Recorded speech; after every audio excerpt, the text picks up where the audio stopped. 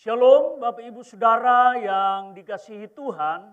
Sebelum kita mendengarkan kebenaran firman Tuhan, mari kita tunduk kepala sebentar, kita berdoa. Bapa di dalam sorga, di dalam nama Tuhan Yesus Kristus, pagi hari ini Tuhan kami mengucap syukur kepada Tuhan, karena Tuhan boleh memberikan kami kesempatan, boleh memberikan kami waktu untuk beribadah, memuji dan menyembah nama Tuhan. Dan pagi hari ini Tuhan kami siapkan hati kami buat kebenaran firman Tuhan. Dan doa hamba-Mu Tuhan, Engkau memberkati setiap kami. Urapi hamba-Mu dan berkati setiap umat-Mu pagi hari ini yang mendengarkan kebenaran firman Tuhan. Di dalam nama Tuhan Yesus kami mengucap syukur. Haleluya. Amin. Bapak Ibu Saudara yang dikasihi Tuhan, hari ini kita memperingati hari kenaikan Tuhan Yesus ke surga. Sebagai anak-anak Tuhan yang hidup di zaman ini, kita harusnya bersyukur dan bersukacita. Tidak seperti murid-murid Tuhan Yesus pada waktu mereka mendengarkan perkataan Yesus. Bahwa Yesus akan pergi meninggalkan mereka. Dan itu membuat mereka bersedih hati, membuat mereka berduka hati. Karena itu sebelum Yesus terangkat ke surga, Yesus sendiri berkata kepada murid-muridnya, adalah lebih berguna bagi kamu jika aku pergi. Berarti ada sesuatu yang lebih berarti, ada sesuatu yang lebih baik, ada sesuatu yang lebih berfaedah, dan ada sesuatu yang lebih bermanfaat bagi mereka ketika Yesus terangkat ke surga. Ada beberapa alasan mengapa Yesus berkata adalah lebih berguna bagi kamu jika aku pergi.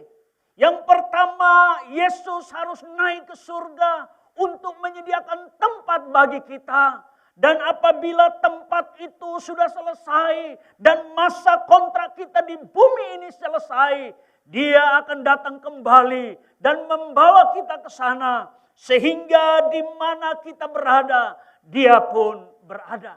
Hal yang kedua, Yesus harus naik ke surga supaya Roh Kudus, yaitu Roh penghibur, Roh kebenaran, Roh penolong itu diutus untuk menyertai kita dan diam di dalam kita.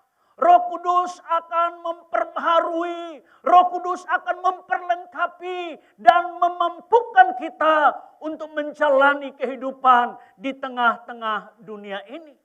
Hal yang ketiga, karena pada saat Yesus hidup di dunia sebagai manusia, Dia dibatasi oleh kemanusiaannya.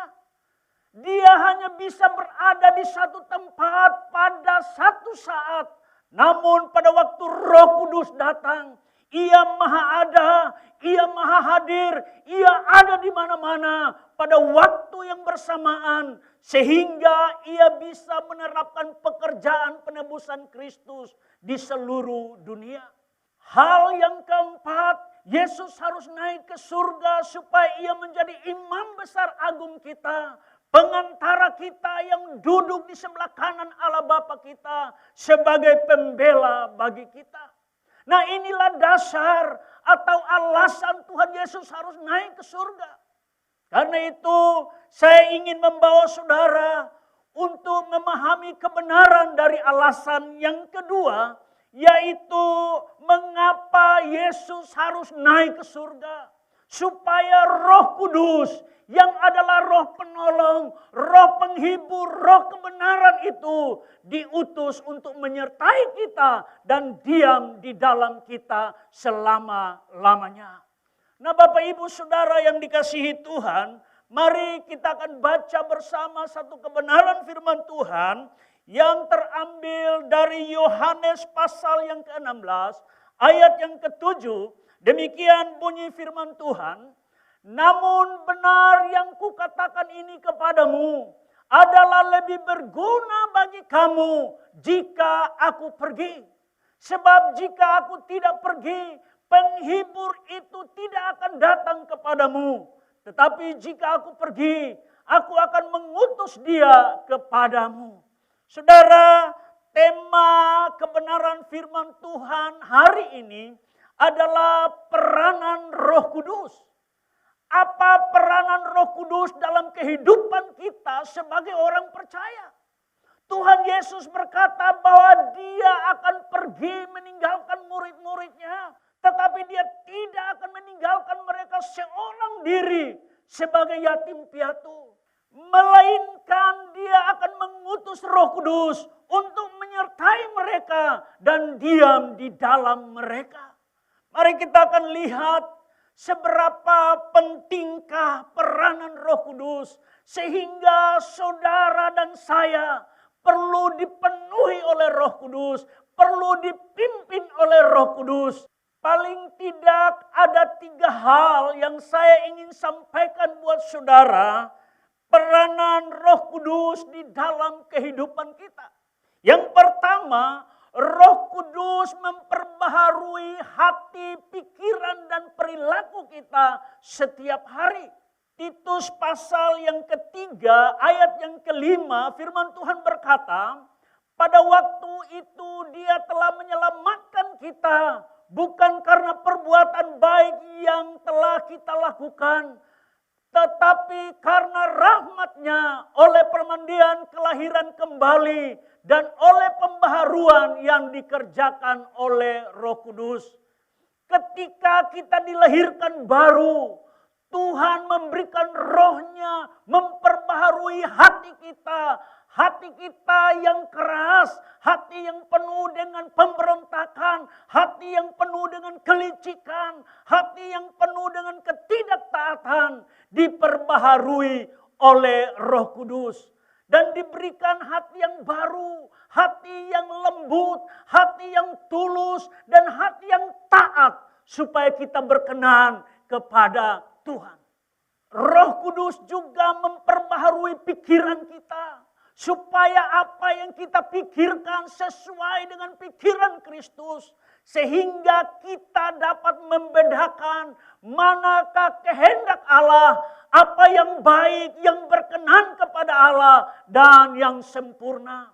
Ketika hati dan pikiran kita telah diperbaharui oleh Roh Kudus, maka perilaku kita, tingkah laku kita, dan tindakan kita secara otomatis akan berubah selaras dengan firman Tuhan. Karena perilaku kita, tindakan kita, tingkah laku kita, dan perbuatan kita adalah hasil dari apa yang ada di dalam hati dan pikiran kita. Hal yang kedua, Roh Kudus memperlengkapi kita untuk menyelesaikan amanat agung Tuhan Yesus. Matius pasal yang ke-28 ayat yang ke-19 sampai 20 berkata, karena itu pergilah, jadikanlah semua bangsa muridku dan baptislah mereka dalam nama Bapa dan Anak dan Roh Kudus. Dan ajarlah mereka melakukan segala sesuatu yang telah kuperintahkan kepadamu. Dan ketahuilah, aku menyertai kamu senantiasa sampai kepada akhir zaman. Roh Kudus memperlengkapi kita dengan kemampuan. Roh Kudus memperlengkapi kita dengan kesanggupan-kesanggupan khusus, supaya kita dapat menyelesaikan amanat agung Tuhan Yesus. Sebagai duta besar kerajaan Allah di bumi ini, kita percaya bahwa Tuhan yang mengutus kita, Tuhan yang menempatkan kita di bumi ini. Karena itu Tuhan juga akan memperlengkapi kita. Tuhan melalui Roh Kudus-Nya memperlengkapi kita dengan karunia-karunia roh, supaya kita dapat menjalankan fungsi kita sebagai orang-orang percaya di tengah-tengah dunia untuk pembangunan tubuh Kristus. Semua karunia-karunia roh adalah pemberian Allah melalui Roh Kudus, diberikan kepada setiap orang percaya sesuai dengan kehendak Tuhan. Karunia-karunia roh diberikan untuk memperlengkapi kita dalam tugas dan pelayanan kita dan tanggung jawab kita untuk mendemonstrasikan dan menyatakan kehendak kerajaan Allah di muka bumi ini. Agar setiap orang yang melihat besarnya kuasa Allah melalui kesaksian kita dan tanda-tanda ajaib, supaya mereka percaya kepada Tuhan. Pertanyaannya buat saya dan saudara, karunia apa yang sedang dipercayakan Tuhan buat kita hari-hari ini? Apapun itu karunia yang Tuhan percayakan, mari kita kembangkan itu dan lakukan dengan setia dan penuh tanggung jawab. Maka Tuhan akan tambahkan karunia-karunia yang akan dipercayakan kepada kita untuk kita kelola demi kemuliaan bagi nama Tuhan. Roh Kudus juga memperlengkapi kita dengan kuasa. Firman Tuhan berkata, ketika Roh Kudus turun atas kita, maka kita diberi kuasa. Selain kuasa untuk menjadi saksi Tuhan yang efektif, kita juga diberi kuasa untuk melakukan mujizat, mengadakan tanda-tanda heran, mengusir setan-setan, dan menyembuhkan orang sakit. Dan masih banyak lagi kuasa yang diberikan Roh Kudus kepada kita sebagai orang percaya untuk memuliakan Tuhan, untuk memuliakan Bapa kita di sorga dan menyatakan kerajaannya di muka bumi ini. Roh Kudus juga memperlengkapi kita dengan seluruh perlengkapan senjata Allah. Firman Tuhan berkata bahwa peperangan kita bukan melawan darah dan daging, tetapi melawan penghulu-penghulu dunia yang gelap, melawan roh-roh jahat di udara. Karena itu kita butuh perlengkapan senjata Allah. Kita membutuhkan perlengkapan senjata rohani untuk melawan tipu muslihat iblis, untuk menghancurkan kekuatan musuh, untuk bertahan dan menyerang. Dan akhirnya kita tetap berdiri teguh, kita tetap berdiri kuat dan bisa keluar sebagai pemenang. Hal yang ketiga, Roh Kudus memampukan kita menjalani kehidupan sebagai anak-anak Tuhan. Markus pasal yang ke-14 ayat yang ke-38 berkata, berjaga-jagalah dan berdoalah supaya kamu jangan jatuh ke dalam pencobaan. Roh memang penurut, tetapi daging lemah. Dalam menjalani kehidupan setiap hari sebagai anak-anak Tuhan, ada begitu banyak godaan yang ingin menjatuhkan kita. Karena itu firman Tuhan berkata, berjaga-jagalah dan berdoalah supaya kamu jangan jatuh ke dalam pencobaan. Sebagai manusia kita punya banyak sekali kelemahan dan ketidakmampuan untuk mengalahkan kedagingan kita. Tetapi dengar baik, firman Tuhan berkata, roh yang ada di dalam kita lebih besar daripada roh yang ada di dalam dunia ini. Dalam menjalani kehidupan ini, biarlah Roh Kudus memimpin hidup kita, supaya kita dapat menjalani kehidupan yang penuh dengan tantangan dan pergumulan ini sebagai orang-orang yang berkemenangan di dalam Tuhan. Roh Kudus juga memampukan kita untuk kita hidup menurut kehendak Allah. Seringkali kita ingin melakukan yang baik, tetapi selalu yang jahat yang kita perbuat. Karena itu kepada jemaat di Galatia, Rasul Paulus berkata, hiduplah oleh roh, maka kamu tidak akan menuruti keinginan daging. Roh Kudus menolong kita, Roh Kudus membantu kita, Roh Kudus memampukan kita untuk kita hidup sesuai kehendak Tuhan. Roh Kudus juga memampukan kita untuk kita berdoa dengan efektif sesuai dengan kehendak Allah. Doa kita seringkali tidak efektif. Doa kita seolah-olah tidak ada kuasa. Doa kita seringkali terbatas. Seringkali kita tidak tahu apa yang harus kita doakan. Namun firman Tuhan mengajarkan kita untuk tetaplah berdoa. Karena itu kita butuh Roh Kudus untuk membantu kita, memampukan kita berdoa sesuai dengan maksud dan kehendak Tuhan. Doa yang efektif bukan diukur dari panjang atau pendeknya doa kita. Doa yang efektif adalah doa yang dipimpin oleh Roh Kudus dan sesuai dengan kehendak Tuhan. Roh Kudus juga membantu kita. Roh Kudus juga menolong kita untuk menjadi saksi Tuhan yang efektif. Roh Kudus memberikan kita kuasa. Roh Kudus memberikan kita kemampuan dan kesanggupan untuk menjadi saksi Tuhan. Petrus seorang penakut, tetapi setelah dipenuhi dengan Roh Kudus, Petrus dengan gagah berani berkhotbah di depan umum dan membuat 3.000 orang bertobat dan menyerahkan diri untuk dibaptis. Roh Kudus memampukan kita menjadi saksi Tuhan dengan efektif. Dimanapun kita diutus, dengar baik, jangan takut, andalkan Tuhan di setiap saat. Supaya melalui Roh Kudus hidup kita terus berdampak dan nama Tuhan dipermuliakan. Puji nama Tuhan, Tuhan memberkati saudara dan biarlah kebenaran firman Tuhan pagi hari ini boleh memberkati kita dan kita boleh memahami bagaimana peran Roh Kudus dalam kehidupan kita.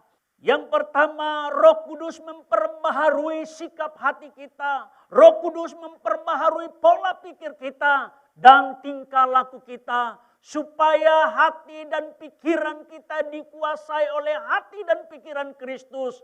Sehingga apa yang kita lakukan di dalam kehidupan kita setiap hari berkenan kepada Allah.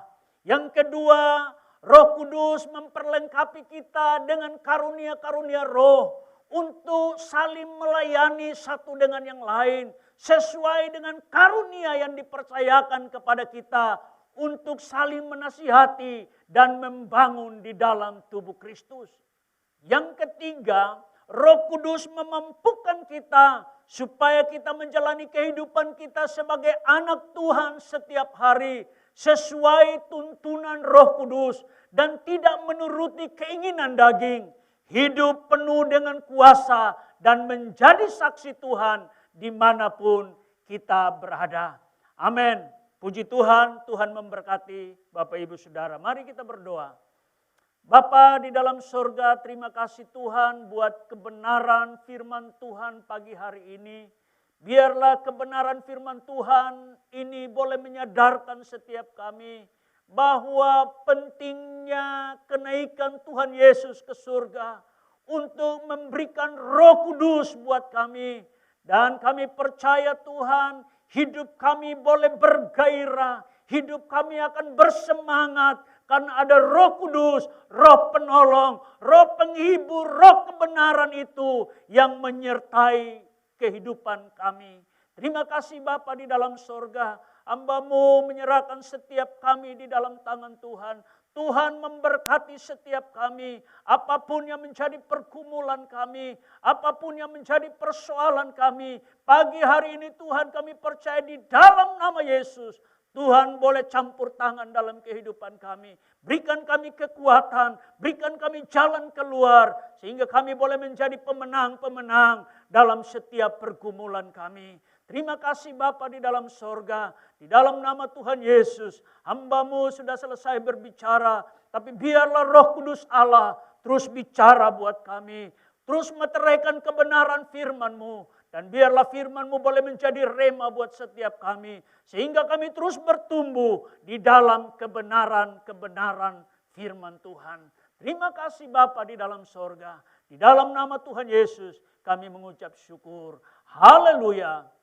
Amin.